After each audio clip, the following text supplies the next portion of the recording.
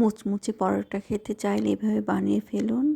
আটা কিংবা ময়দা নিয়ে নিলাম, আর লবণ নিলাম, একটু চিনি নিলাম, আর ঘি দিয়ে একটু শুধু আটাটা একটু ভালো করে ঝুরঝুরে করে মেখে নেওয়ার পর নর্মাল পানি দিয়ে দিলাম। আপনারা নরম খেতে চাইলে গরম পানি, উষু গরম পানি দিবেন। আমি যেহেতু মুচমুচে খাবো এই জন্য নর্মাল পানি দিলাম, দিয়ে ভালো করে মেখে রেখে দিয়েছিলাম প্রায় আধা ঘন্টার মতো ঢেকে। তারপরেই তো বানানো শুরু করলাম।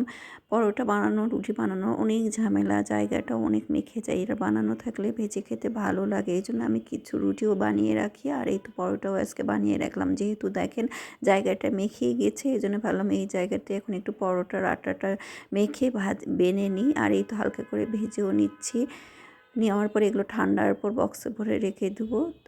আর ঠান্ডা হয়ে গেছে, এই তো রুটিও নিচে রাখছি আর পরোটাগুলো রেখে দিলাম। সাথে একটা পরোটা ভেজে নিলাম বিকালের জন্য।